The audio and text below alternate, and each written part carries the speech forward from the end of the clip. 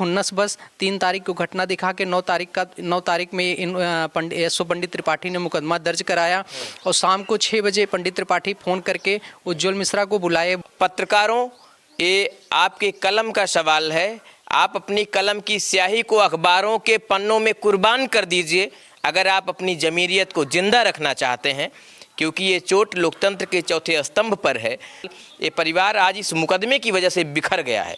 ये मुकदमा इस तरीके से इस परिवार पर कहां ढाया कि इस परिवार के लोगों ने एक सदस्य को खो दिया, इस परिवार के मुखिया को खो दिया है। ना ही नहीं, एसएस पंडित त्रिपाठी का बहुत पुराना बैकग्राउंड अगर निकाला जाए, इनका आय से ज़्यादा संपत्ति है। अगर इनका सही से जांच किया, बेवाना जब ये बेवाना थाने में थानेदार थे, उस टाइम में भी इनके खिलाफ 354 का मुकदमा दर्ज था। और जिस तरीके से एसएचओ पंडित त्रिपाठी जी के तमाम ऊपर आरोप लग रहे हैं कि बेवाना थाने में भी उन पे अगर मुकदमे दर्ज हैं या फिर कहीं और दर्ज थे, तो इस तरीके के चरित्र रखने वाले व्यक्ति को आखिर थाने की जिम्मेदारी कैसे दी जा सकती है, ये भी एक बड़ा सवाल है। हाल ही में सुल्तानपुर जनपद के एक पत्रकार उज्ज्वल मिश्रा, जो हिंद मोर्चा अखबार की खबरों को लिखते थे, उनके ऊपर गंभीर धाराओं में मुकदमा पंजीकृत कर दिया गया। और इतना ही नहीं, मुकदमा चोरी चुपके पंजीकृत किया गया और इसके बाद उन्हें जेल भेज दिया गया। इस दरमियान उनके पिता पर भी मुकदमा पंजीकृत किया गया और उनके पिता को भी जेल भेजने की तैयारी कर रही थी।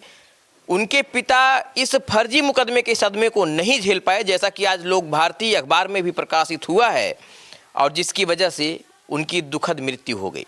परिवार आज सदमे में है, परिवार पर गहरा संकट आया है। लेकिन इस दरमियान लोकतंत्र के चौथे स्तंभ को सुरक्षित कहाँ किया जा रहा है, इस सरकार में एक बड़ा सवाल है। साथ इस वक्त उज्ज्वल मिश्रा के भाई, जो फर्जी मुकदमे के शिकार हुए, उनके भाई प्रांजल मिश्रा मेरे साथ हैं। मैं ज़्यादा कुछ जानकारी इन्हीं से लेने की कोशिश कर रहा हूँ। प्रांजल, पूरी घटना कैसे हुई? भैया, दिनांक 3/2/2025 को ये लोग एक झूठा मुकदमा मेरे भाई के खिलाफ दर्ज करवाए, जो कि 3/2/25 को इन्होंने बताया कि ये ऐसी घटनाएं, ये उज्ज्वल मिश्रा हमारे ईओ साहब ने बताया कि हमारे ये सरकारी आवास पे आए और हमारे लेखा अभिलेख कक्ष में गए। इन्होंने लेखा अभिलेख कक्ष में जाके चीज़ों को उलट फेर किया। उसके बाद फिर उनके मना करने के बाद भी ये उज्ज्वल मिश्रा हमारे आवास पे आए और हमको डराए और धमकाए। जब उज्ज्वल, जो कि ये सरासर झूठ है, क्योंकि सीसीटीवी फुटेज, अगर ये सीसीटीवी फुटेज की बात कर रहे हैं तो हम सीसीटीवी फुटेज नहीं मानते। हम सीसीटीवी फुटेज, आप वीडियो लेके आइए, आप वीडियो में दिखाइए। ये षड्यंत्र मेरे भाई को फंसाने के लिए किया गया था, क्योंकि मेरा भाई आए दिन नगर पंचायत में हो रहे भ्रष्टाचारों को प्रकाशित करता था। मेरा भाई 2 दिन पहले ईओ साहब के पास फ़ोन किया, उनसे पूछा कि ये बताइए ईओ साहब, आप स्लाटर हाउस आपके दोस्तपुर में स्लाटर हाउस कितने हैं? तो ईओ साहब ने मना किया। ईओ साहब ने बोला कि हमारे यहाँ स्लाटर हाउस नहीं है। तो उज्ज्वल मिश्रा के द्वारा ये पूछा गया कि अगर स्लाटर हाउस नहीं है तो स्लाटर हाउस की ज़मीनें कहाँ हैं? जो कि सूत्रों से ये पता चला कि स्लाटर हाउस की ज़मीनें ये लोग अवैध रूप से कब्जा करा लिए हैं, पैसे देकर। और बीच में भी एक असलाहधारी भाजपा नेता का भी प्रकाशित उज्ज्वल मिश्रा के द्वारा किया गया था। और ये आए दिन पत्रकारिता जगत में सक्रिय रहे हैं और इसी सब खुन्नस बस 3 तारीख को घटना दिखा के 9 तारीख में एसओ पंडित त्रिपाठी ने मुकदमा दर्ज कराया और शाम को 6 बजे पंडित त्रिपाठी फ़ोन करके उज्ज्वल मिश्रा को बुलाए, बोले कि आप आओ, जो भी आपस में असमंजस है दूर कर लो। मेरा भाई 6 बजे गया, वहाँ 6 बजे जाने के बाद ये लोग ज़बरदस्ती उसको वहाँ पे बैठा लिए गए और एसओ साहब के कार्यालय में जब वो पहुंचा तो लगभग 1 घंटे की बात एसओ साहब से हुई उनकी।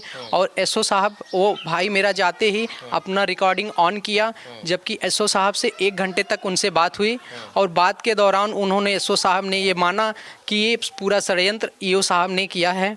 और इतना ही नहीं, ST-SC धारा बढ़वाने के लिए, अगर FIR आप पढ़ेंगे, ST-SC धारा बढ़वाने के लिए उसमें एक सुनील ऑपरेटर जो हैं, जो कि माना जाए कि वो उनका नियुक्ति ही अवैध है। सुनील पासी जो हैं, उनकी नियुक्ति ही अवैध है। मेरे भाई को ज़बरदस्ती ये पासी समाज का गाली देने की वजह से ST SC लगवा के उसको तुरंत वहाँ से गिरफ्तार कर लिए। और इतना ही नहीं, उसमें FIR में लास्ट में पिताजी का भी नाम अंकित किया कि जिससे विवेचना में पिताजी का भी नाम बढ़ा दिया जाए। और इसी सब चक्कर में पिताजी ने बहुत ज़्यादा दिमाग पे जोर दिया और उनकी डेथ हो गई। पिताजी अब आपकी इस दुनिया में नहीं। पिताजी हमारी दुनिया में नहीं। पिताजी की 20 तारीख की हार्ट अटैक की वजह से मृत्यु हो गई है। जिला चिकित्सालय सुल्तानपुर में वो एडमिट थे और उनकी डेथ हो गई। मैं बस मीडिया के माध्यम से यही कहूँगा कि मेरे भाई को न्याय मिले और मेरे पिताजी मेरे जितने, इससे पहले भी मेरे पापा भी न्यूज़ में काम कर चुके हैं और आज भी निरंतर काम करते रहे आए हैं। लेकिन अब पिताजी, बस मैं ईश्वर से यही चाहूँगा कि दोषियों के खिलाफ़ सख्त कार्रवाई हो और जो इसमें दोषी हैं उनको कतई बख्शा न जाए, क्योंकि मीडिया के चौथे स्तंभ को दबाने का प्रयास प्रशासन पूरी तरह से कर रहा है। और इसमें अहम भूमिका EO सचिन कुमार पांडे और SHO पंडित त्रिपाठी। इतना ही नहीं, SHO पंडित त्रिपाठी का बहुत पुराना बैकग्राउंड अगर निकाला जाए, इनका आय से ज़्यादा संपत्ति है। अगर इनका सही से जांच किया, बेवाना जब ये बेवाना थाने में थानेदार थे, उस टाइम में भी इनके खिलाफ 354 का मुकदमा दर्ज था। और सूत्रों के माने तो ये भी पता चल रहा है कि इनके खिलाफ संगीन धाराएं और भी दर्ज हैं।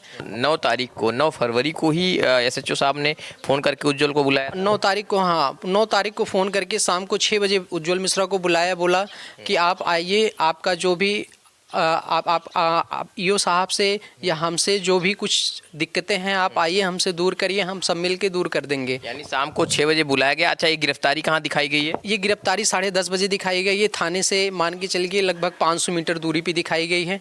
जबकि अगर ये मान लीजिए कैमरा बंद भी करते हैं, थाना का कैमरा अगर बंद भी करते हैं, तो मेरे भाई का एग्जैक्ट लोकेशन निकाला जाए कि 6 बजे के बाद मेरा भाई था कहाँ पे, क्योंकि वो थाने पे ही था। उसके बाद फिर जब वो जान गया कि अब 1 घंटे पहले बात तो SO साहब से बात चली उनकी, उसके बाद फिर 1 घंटे के दौरान वो पूरी रिकॉर्डिंग किया। पूरी रिकॉर्डिंग में SO साहब ने साफ साफ बताया कि सचिन कुमार पांडे के द्वारा ये तुम्हारे खिलाफ झूठा मुकदमा दर्ज कराया जा रहा है। वो रिकॉर्डिंग कहाँ है? रिकॉर्डिंग वो फ़ोन SO साहब ने जब्त किया है। जबकि रात भर टॉर्चर करके भाई से वो पिन पूछते रह गए, लेकिन भाई ने मेरे बोला कि आप न्यायालय नहीं हो, आपका काम है मुकदमा दर्ज करना, आप जेल भेजिए, हम न्यायालय के सामने वो चीज़ प्रस्तुत करेंगे। तो अभी फ़ोन उनके पास जब्त है? हाँ, अभी फ़ोन वो न्यायालय के सामने रिकॉर्डिंग किया है जो थाने पर बैठे थे? वो पूरा रिकॉर्डिंग उनके पास है। यहाँ तक कि स्लाटर हाउस की आज भी अगर देखा जाए, स्लाटर हाउस आज भी, मान लीजिए स्लाटर हाउस तो बंद हो चुका है, लेकिन जो स्लाटर हाउस की जो ज़मीनें हैं वो अवैध रूप से कब्जा की गई है। तो ये उज्जवल मिश्रा पत्रकार जो हिंद मोर्चा के हैं, उनके भाई साहब हैं। अब इनके पिताजी इस मुकदमे के सदमे को नहीं झेल पाए, इस वजह से अब वो दुनिया में नहीं है। पत्रकारों, ये आपके कलम का सवाल है। आप अपनी कलम की स्याही को अखबारों के पन्नों में कुर्बान कर दीजिए अगर आप अपनी जमीरियत को जिंदा रखना चाहते हैं, क्योंकि ये चोट लोकतंत्र के चौथे स्तंभ पर है।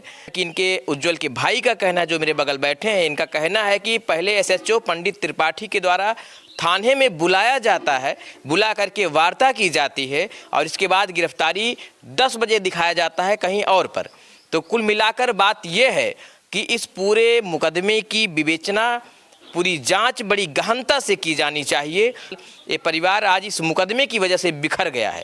ये मुकदमा इस तरीके से इस परिवार पर कहाँ ढाया कि इस परिवार के लोगों ने एक सदस्य को खो दिया, इस परिवार के मुखिया को खो दिया है। उज्जवल मिश्रा को लेकर तमाम पत्रकार संगठन के लोग आज सूचना है कि कप्तान साहब से भी मिलेंगे और जैसा कि परिवार के लोग आरोप भी लगा रहे हैं कि उन्हें फर्जी मुकदमे में फंसाया गया है, तो इस बाबत तमाम पत्रकार संगठनों ने बड़ी सक्रियता से इस पर कार्रवाई के लिए मन बना लिया है। और जिस तरीके से SHO पंडित त्रिपाठी जी के तमाम ऊपर आरोप लग रहे हैं कि बेवाना थाने में भी उन पे अगर मुकदमे दर्ज हैं या फिर कहीं और दर्ज थे, तो इस तरीके के चरित्र रखने वाले व्यक्ति को आखिर थाने की जिम्मेदारी कैसे दी जा सकती है, ये भी एक बड़ा सवाल है। और जिस स्लटर हाउस के बारे में उज्जवल खबर लिख रहा था, आखिर उन लोगों के भी खाके क्यों नहीं निकाले जा रहे हैं? आखिर नगर पंचायत में रहने वाले लोगों के जो तमाम खाके हैं, जो काले चिट्ठे हैं, उनका उजागर क्यों नहीं किया जा रहा है, ये भी एक बड़ा सवाल है। फिलहाल मैं परिवार से मुलाकात कर रहा था और मैं तमाम पत्रकार संगठनों से, और ये केवल खबर ही नहीं है, मैं एक पत्रकार होने के नाते मेरी एक नैतिक जिम्मेदारी भी है कि इस पीड़ित पत्रकार परिवार के साथ मैं खड़ा रहूं और इनकी खबरों को दिखाऊं ही नहीं, बल्कि इनके लिए जहां आवश्यकता हो, ज़रूरत हो, वहां मैं खड़ा रहूं। और तमाम पत्रकार साथियों से मेरा निवेदन है कि आप भी इनके साथ खड़े होइए, जिससे इस तरीके से कोई उठती आवाज़ को समय रहते ना दबा दिया जाए।